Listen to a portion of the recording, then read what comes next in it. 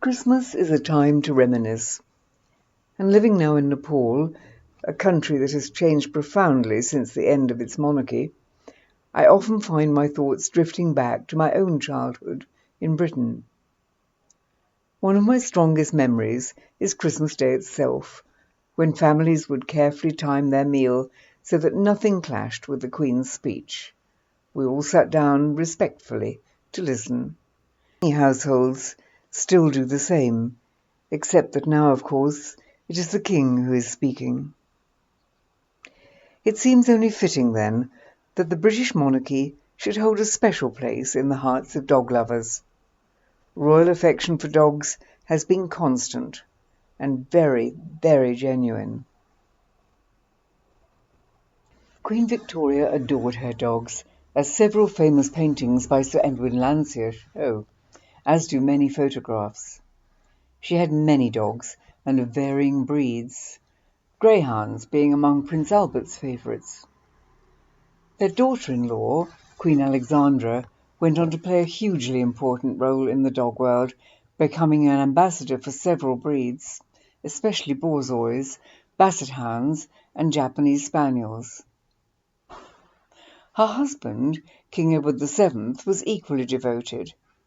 As Prince of Wales, he brought dogs back from India, astonishing judges when he exhibited Rampur hounds and curious tailless dogs at an English show.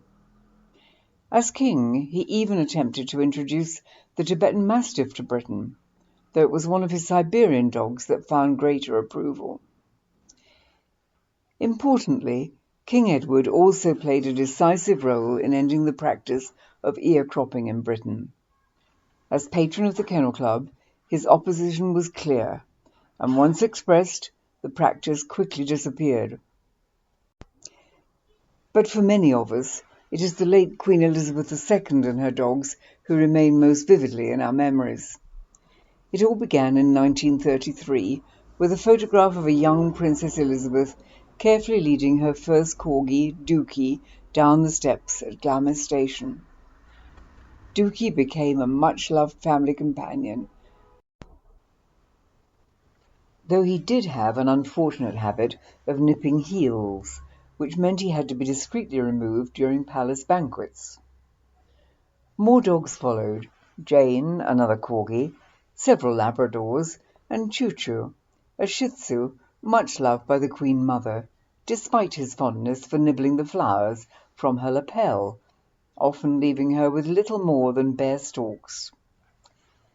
In that household, the dogs were never divided by ownership.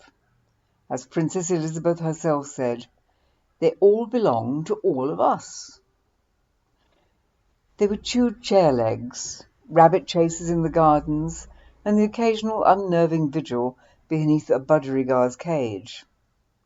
And, as in all dog-loving families, there were also losses. Dookie dying during the early years of the war, and new beginnings, with later generations of corgis continuing the tradition. Many years later, I was fortunate enough to meet Queen Elizabeth with her dogs at Windsor. What struck me most was how entirely normal it all felt. We talked about dogs, played with them, and shared stories, just as any dog lovers might beside a show ring. And so, as the year draws to a close, I hope this small journey down memory lane has brought a smile. Happy days, happy memories. And if you're listening at Christmas time, I'd like to wish you all a very wonderful festive season. And your dogs too, of course.